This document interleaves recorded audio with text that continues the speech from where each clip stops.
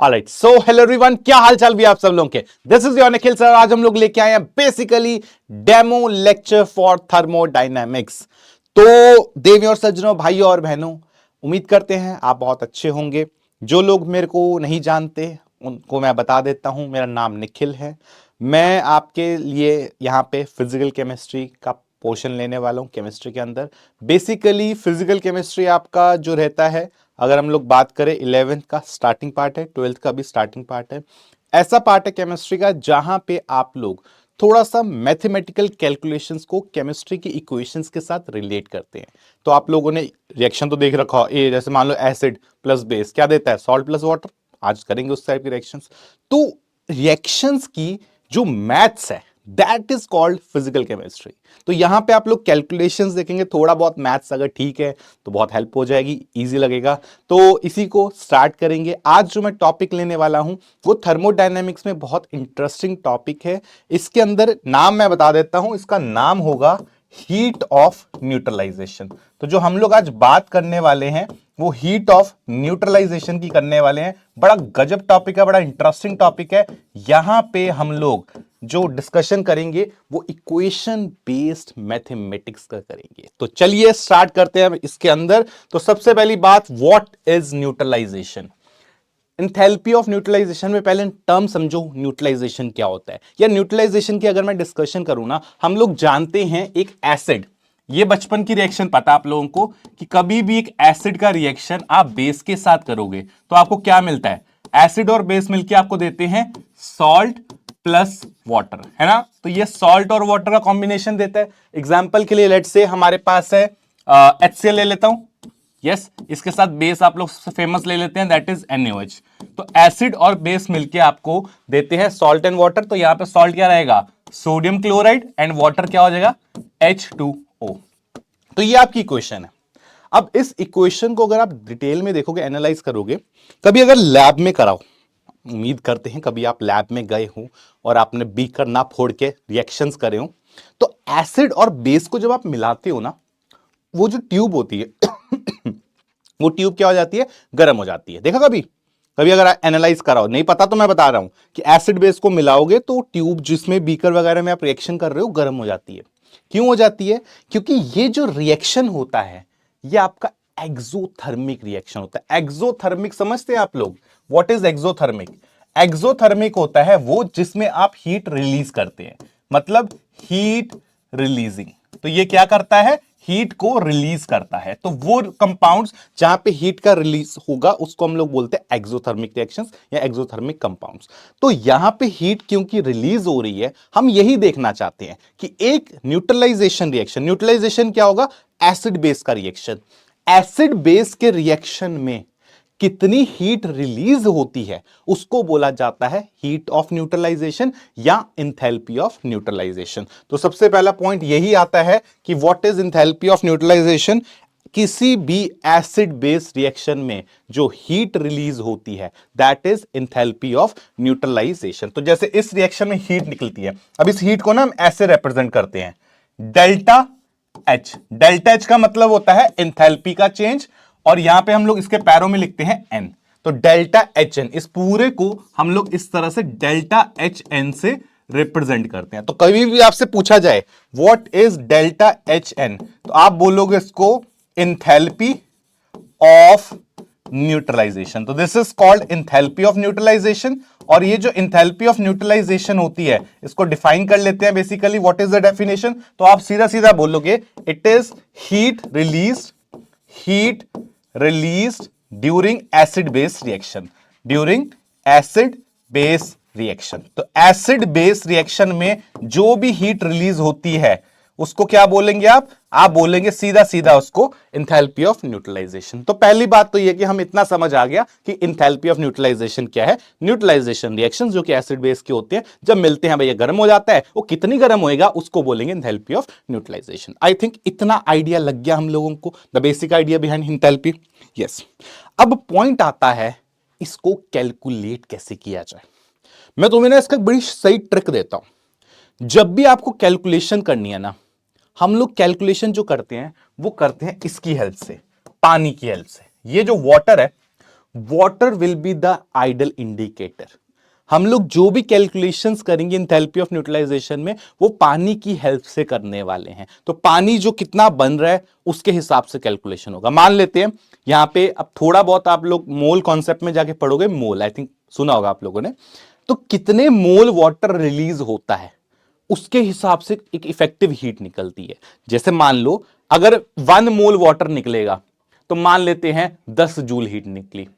2 मोल पे कितनी होगी? 20 होगी। 3 मोल पे 30 होगी। तो सो एंड सो ऑन। तो अपन क्या करेंगे, हम लोग ये देख लेंगे कि कितना वाटर बनता है, क्योंकि वाटर के हिसाब से आप हीट को निकाल सकते हैं। तो यहां पे हमारी सारी की सारी कैलकुलेशंस डिपेंड करेंगी कितना वाटर आपका बन रहा है। तो आई थिंक यहां तक आइडिया पूरा लग गया। व्हाट इज एसिड बेस, वो तो हम लोग जानते ही हैं। एसिड बेस के कॉम्बिनेशन से सॉल्ट बनता है, साथ में वाटर रिलीज होता है। जितना वाटर ज्यादा रिलीज होगा उतनी हीट हमारी ज्यादा रिलीज होगी। तो आई थिंक यहां तक अगर आपको आइडिया लग गया तो अब एक काम करते हैं, यहां पे अब इसके केसेस देखते पड़ेंगे, ठीक है? क्योंकि आपका जो एसिड और बेस है भाई, जरूरी थोड़ा कि सारे स्ट्रॉन्ग और सारे वीक हो। एग्जांपल दे देता हूं, आपका जो एसिड है वो 2 तरह का हो सकता है। एसिड जो है वो 2 तरह का हो सकता है। कैसा हो सकता है भाई? एसिड आपका स्ट्रॉन्ग हो सकता है, ठीक है, एक स्ट्रॉन्ग एसिड का ऑप्शन है, या फिर एसिड आपका वीक हो सकता है। तो there is weak acid. Base के भी 2 ऑप्शन है। ऐसे अगर मैं बेस की बात करूं, ये भी 2 ऑप्शन होगा, ये स्ट्रॉन्ग हो सकता है, ये वीक हो सकता है। तो it can be a strong base. और ऐसे ही यहां पे क्या ऑप्शन होगा? ऐसे ही हमारे पास ऑप्शन होगा वीक बेस का। तो यहां पे ऑप्शन वीक बेस का रहता है। तो आप एक चीज देखो, एसिड अगर 2 तरह का, एग्जांपल ले लेते हैं साथ साथ। मान लीजिए स्ट्रॉन्ग एसिड का एग्जांपल जैसे HCl हो गया, HBr हो गया, HI हो गया। बेसिकली जो इनऑर्गेनिक एसिड्स होते हैं वो स्ट्रॉन्ग होते हैं। वीक एसिड का एग्जांपल हो गया जो ऑर्गेनिक एसिड्स होते हैं, जैसे आपका एसिटिक एसिड हो गया, जैसे आपका फिनॉल हम लोग पढ़ेंगे ऑर्गेनिक के अंदर, ये बेंजीन के ऊपर ना OH लगता है, दिस इज फिनॉल। इस तरह के एसिड हो गया। जैसे आपका अल्कोहल भी एक एसिड की तरह काम करता है, जो ऑर्गेनिक एसिड्स होते हैं, जैसे फॉर्मिक एसिड हो गया। ये सारे के सारे आपके क्या हैं? तो ये एग्जांपल होते हैं वीक एसिड्स के।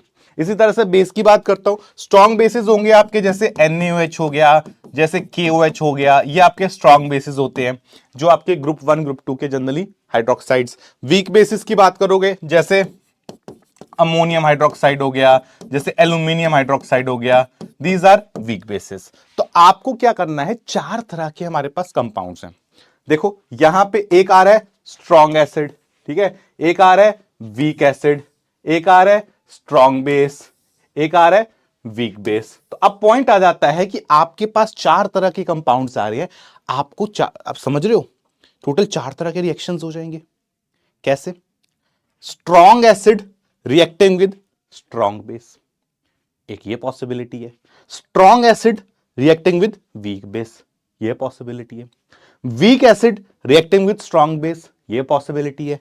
Weak acid reacting with weak base, ये पॉसिबिलिटी है। तो आपके पास कौन सी पॉसिबिलिटीज हैं उसके ऊपर पूरा गेम डिपेंड करता है। तो अब हमें क्या करना पड़ेगा, हमें ये एनालाइज करना पड़ेगा कि कौन सा एसिड है। पहले कौन सा एसिड है, स्ट्रॉन्ग है वीक है, ये आपको पता रहना चाहिए, वो स्टेबल से हेल्प से आप पता कर लेंगे। और ऐसे ही बेस कौन सा स्ट्रॉन्ग है कि वीक है। तो आई थिंक पॉसिबिलिटीज बन जा रही है। तो हम एक काम करते हैं, हम इसके 4 केसेस बना लेते हैं और उन चारों केसेस से इसको 1 बाय 1 एनालाइज करते हैं। तो जैसे सबसे पहला आपको मैं बोलूंगा, तो पहला केस क्या बन रहा है आपका, that is strong acid plus strong base का। ये केस 1 बन गया आपका, स्ट्रॉन्ग एसिड स्ट्रॉन्ग बेस। तो इसका एग्जाम्पल समझ लो, ये क्लियर हो गया तो आपको पूरा एंथैल्पी ऑफ न्यूट्रलाइजेशन क्लियर हो जाएगा। ये वाला एग्जांपल से आपको आइडिया लग जाएगा करना कैसे है। तो लेट्स अज्यूम कि हमारे पास क्या है, हमारे पास यहां पे स्ट्रॉन्ग एसिड ले लेते हैं कोई, जैसे मान लो HCl ले लेते हैं। तो HCl is a strong acid. Strong base ले लेते हैं, मान लो जैसे NaOH ले लिया, ये स्ट्रॉन्ग बेस ले लिया।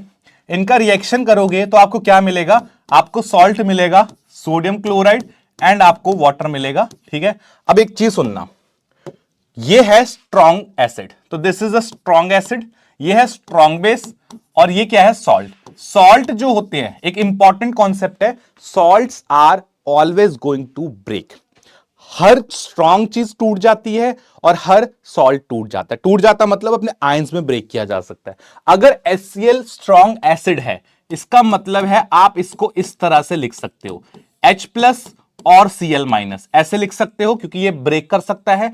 ऐसे ही स्ट्रॉन्ग बेस भी 100% ब्रेक कर सकता है, इसको आप इस तरह से ब्रेक कर सकते हो, Na+ एंड OH- में आप इसे ब्रेक कर सकते हो, क्योंकि ये स्ट्रॉन्ग कंपोनेंट्स है। हर स्ट्रॉन्ग एसिड कौन सा होगा जो इजीली ब्रेक कर जाए H+ देने के लिए, स्ट्रॉन्ग बेस कौन सा होगा जो इजीली ब्रेक कर जाए OH देने के लिए, तो आप इसको ब्रेक कर सकते हो। ठीक है, सॉल्ट तो मैंने आपको बोला, सॉल्ट हमेशा आप सॉल्ट को क्या कर सकते हो, ब्रेक कर सकते हो। तो सॉल्ट को कैसे ब्रेक करोगे, Na+ एंड Cl- में ब्रेक करोगे, और यहां से वाटर जो है, water is a weak electrolyte, जो वाटर होता है वो आपका वीक होता है, वीक इन द सेंस कि ये ब्रेक नहीं कर सकता, टूट नहीं सकता, वाटर जो ऑलमोस्ट वाटर के रूप में रहता है, H2 के रूप में रहता है। तो अब अगर आप ध्यान से देखोगे तो मुझे लगता है यहां से Cl- आयन कैंसिल हो जाएगा, Na+ से Na+ आयन कैंसिल हो जाएगा, देखो कैंसिल हो रहे हैं, लेफ्ट एंड राइट पे अगर आपके आयंस कॉमन है तो आप उसे कैंसिल कर सकते हैं। तो ये आयंस अगर कैंसिल हो जा रहे हैं तो इफेक्टिवली नेट रिएक्शन क्या बच रहा है, यहां पे मैं बात कर रहा हूं नेट रिएक्शन की। तो अगर आप नेट रिएक्शन पे फोकस करेंगे तो मुझे लग रहा है H+ और OH क्या बच रहा है, H+ के साथ आप OH ऐड करोगे तो नेट रिएक्शन आपको यहां पे क्या मिल रहा है, वाटर मिल रहा है। This is the net reaction that you have. और इस रिएक्शन को अगर आप देखोगे, इस रिएक्शन की ना हीट आपको याद रखनी है। ये रिएक्शन मतलब जब भी H+ OH के साथ कंबाइन करता है तो आपको मिलेगा H2O।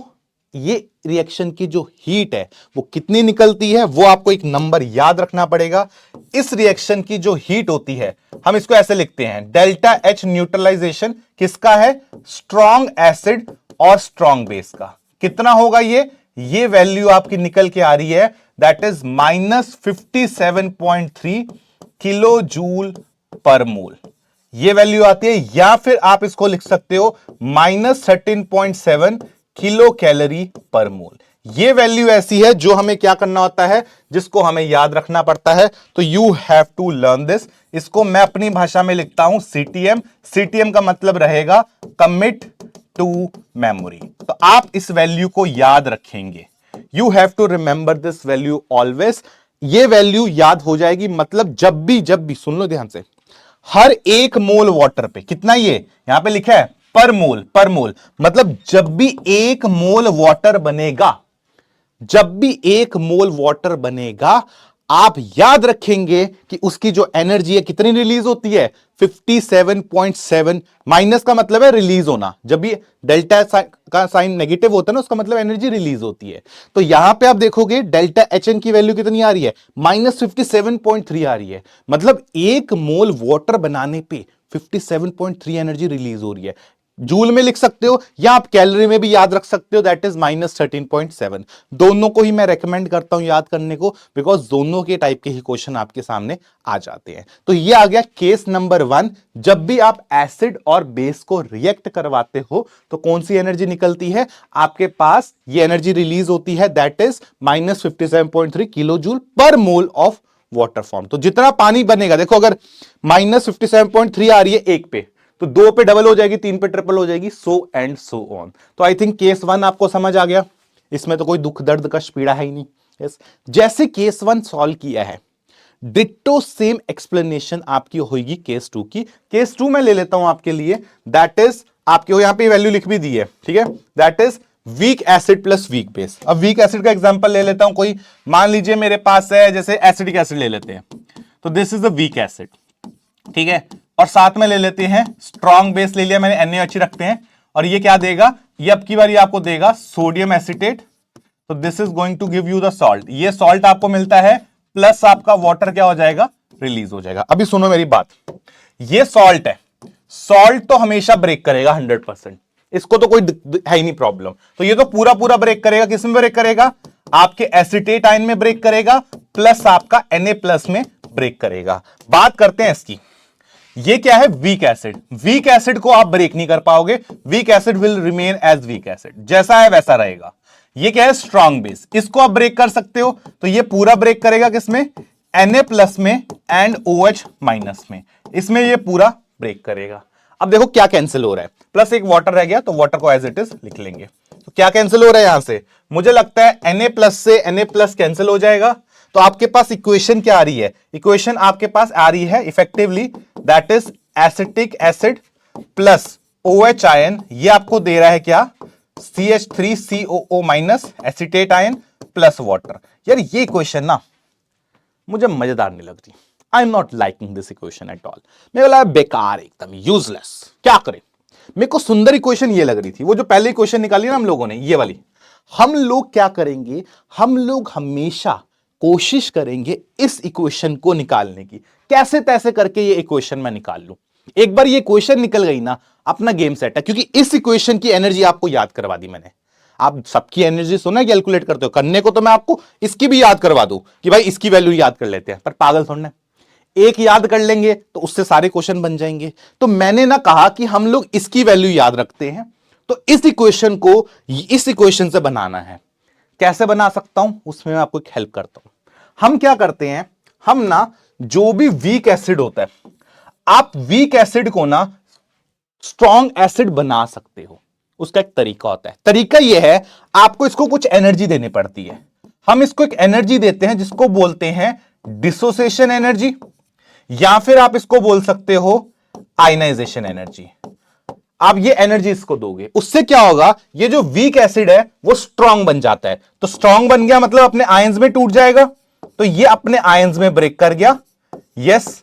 और फिर क्या होगा, प्लस OH माइनस, ये आपको देगा इसको आयंस, सॉरी इसको मैंने तोड़ा नहीं, ये आयंस में ब्रेक करा H प्लस, इसमें आयंस में ब्रेक कर गया, प्लस एसिटेट आयन प्लस आपका वाटर।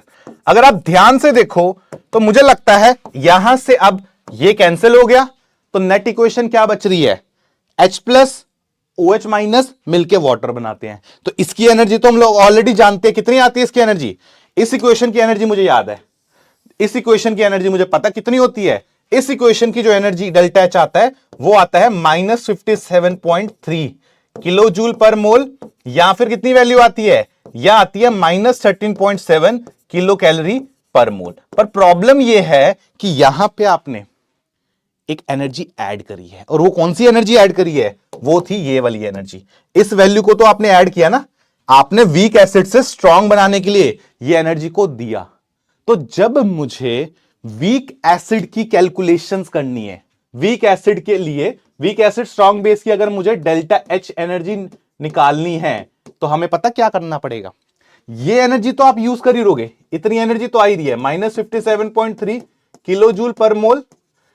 इसके साथ आपको ऐड करना पड़ेगा इस एनर्जी को, वो कितनी आ रही है उसको लिखोगे डेल्टा H डिसोसिएशन।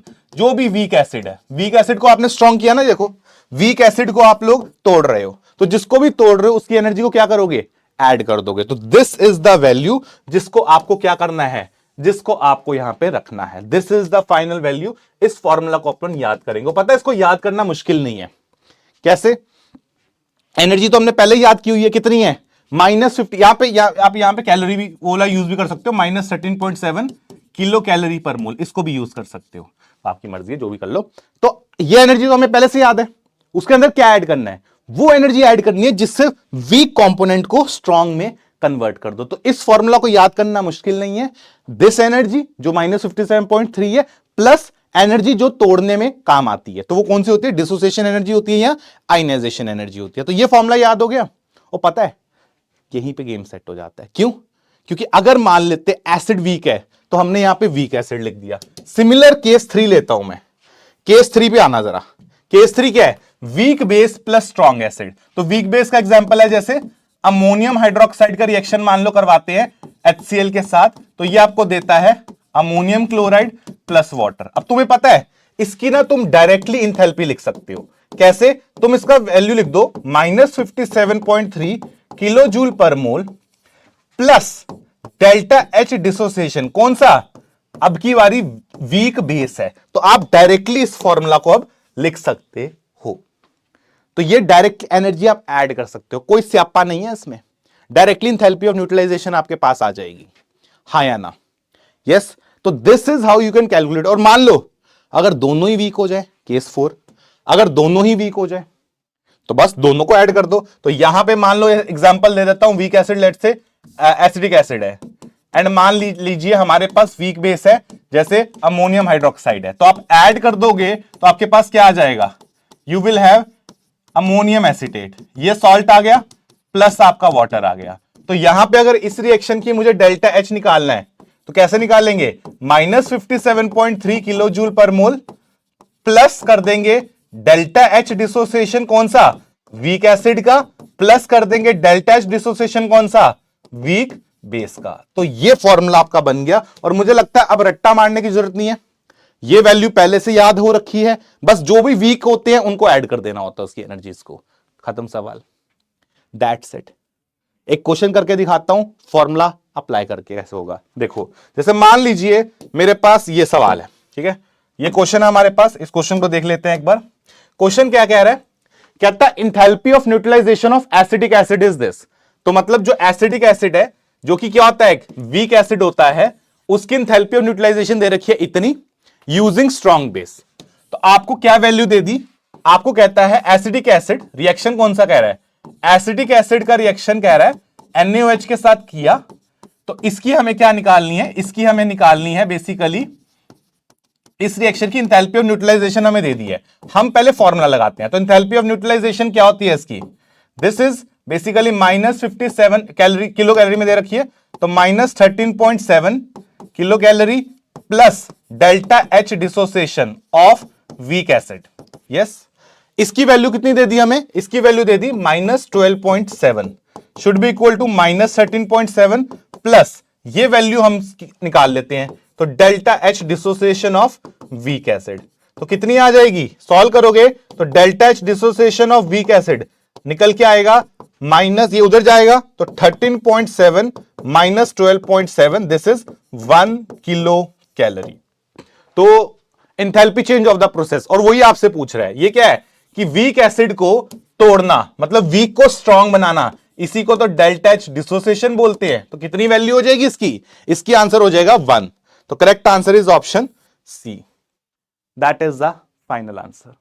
समझ गए, इस तरह से आप इस क्वेश्चन को कैलकुलेट कर सकते हो। सिमिलर सा क्वेश्चन एक और ले लेते हैं, ये क्वेश्चन आपका जेई में आया था, अभी रिसेंट ही है, दैट इज डिट्टो सेम सा कॉन्सेप्ट है, while performing a thermodynamics experiment. ये देख लो, अभी आया क्वेश्चन, कहता है फॉलोइंग ऑब्जर्वेशन इज मेड, कि जब स्ट्रॉन्ग एसिड को स्ट्रॉन्ग बेस के साथ रिएक्ट करवाओगे, तो ये हीट तो मैंने आपको याद करवा रखी है, पहले से याद की हुई है, उसने फिर भी दे दी, कोई बात नहीं।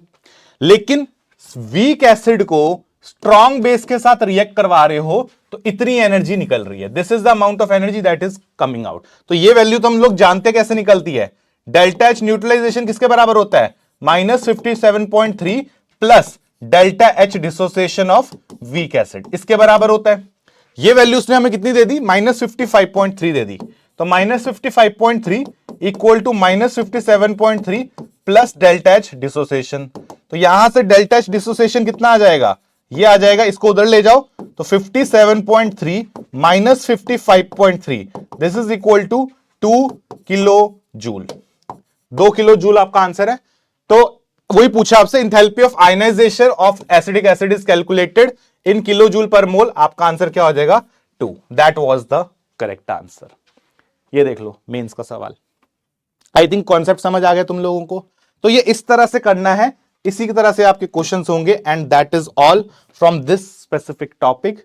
तो उम्मीद करते हैं आपको ये आइडिया लग गया होगा। अगेन ये टॉपिक अगर आप देख रहे हैं तो आपको मोल कॉन्सेप्ट पहले से आना चाहिए, एंड आपको वो मोल कॉन्सेप्ट धीरे धीरे हम लोग क्लासेस में सीख लेंगे। तो एक छोटा सा डेमो वीडियो था जिससे आपको आइडिया लग गया है किस तरह से हम लोग प्रोसीड करने वाले हैं इन क्लासेस में, ठीक है। तो मिलते हैं आप सभी लोगों से, this is your Nikhil sir signing off, bye bye.